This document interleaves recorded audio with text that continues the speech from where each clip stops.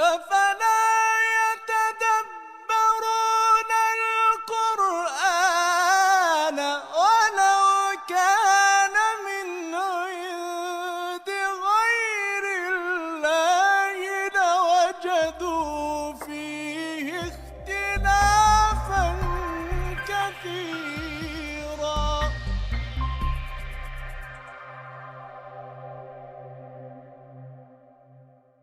Bismillahirrahmanirrahim. Assalamualaikum warahmatullahi wabarakatuh.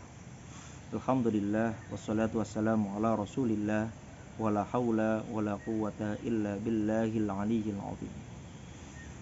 Allah berfirman, A'udzubillahi minasyaitonir rajim. Wadhkuru id antum qalilum mustad'afuna fil ardi takhafuna ay yatakhattafakumun nasu fa'awakum wa ayyadakum binasrihi wa razaqakum minat thayyibati la'allakum tashkurun.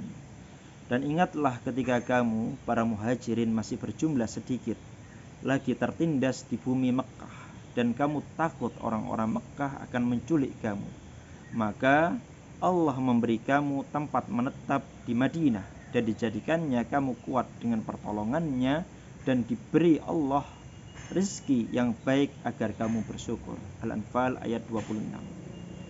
Saudaraku kaum muslimin yang dirahmati Allah Subhanahu wa taala,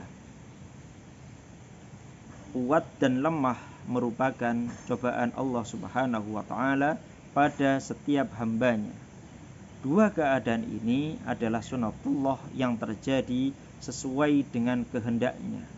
Sebagian hamba diuji dengan limpahan harta, sebagian lagi diuji dengan kekurangan harta.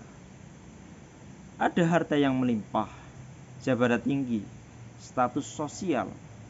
Namun semuanya itu belum tentu menjamin kemuliaan seseorang di hadapan Allah Subhanahu wa taala. Bisa jadi si lemah yang sering dihina dan diremehkan justru lebih mulia di mata Allah Subhanahu wa taala. Rasulullah sallallahu alaihi wasallam bersabda, diriwayatkan oleh Abi Darda, qala abghuni ad-du'afa fa inna ma turzaquna wa tunsaruna bidu'afaikum. Rawahu Abu Dawud. Abu Darda berkata bahwasanya Rasulullah sallallahu alaihi wasallam bersabda, carilah keridhoanku dengan berbuat baik kepada orang-orang lemah, karena kalian diberi rizki dan ditolong disebabkan orang-orang lemah di antara kalian. Hadis riwayat Abu Dawud. Saudaraku yang dirahmati Allah Subhanahu wa taala, dalam hadis ini Rasul memerintahkan umatnya memperhatikan kaum du'afa sebagai syarat memperoleh kemudahan rizki dan pertolongan Allah Subhanahu wa taala. Tidaklah pantas bagi seorang muslim yang hidup berkecukupan memandang sebelah mata terhadap mereka yang kurang beruntung secara ekonomi, secara kedudukan maupun status sosialnya. Maka status manusia semuanya setara di hadapan Allah Subhanahu wa taala. Setara pula sebagai hamba yang tidak punya kuasa dan tidak bisa melakukan apapun tanpa pertolongan Allah Subhanahu wa taala.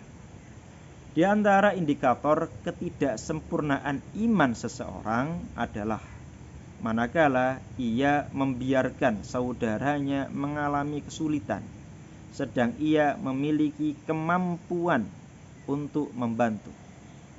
Ridha dan kasih sayang Allah akan didapatkan hamba dengan berbuat baik kepada kaum lemah.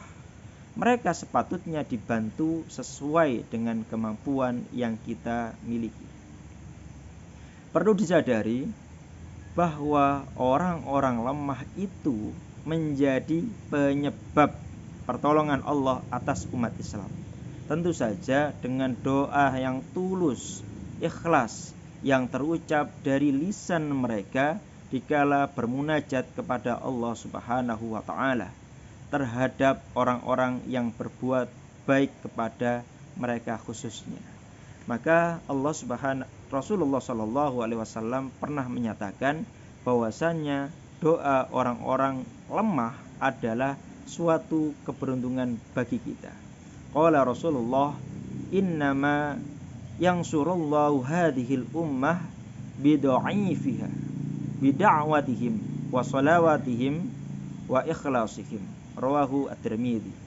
Sesungguhnya Allah akan menolong umat ini disebabkan orang-orang yang lemah dari mereka, yaitu dengan doanya, dengan sholatnya, dan dengan keikhlasan mereka. Hadis rawahu At-Tirmidzi.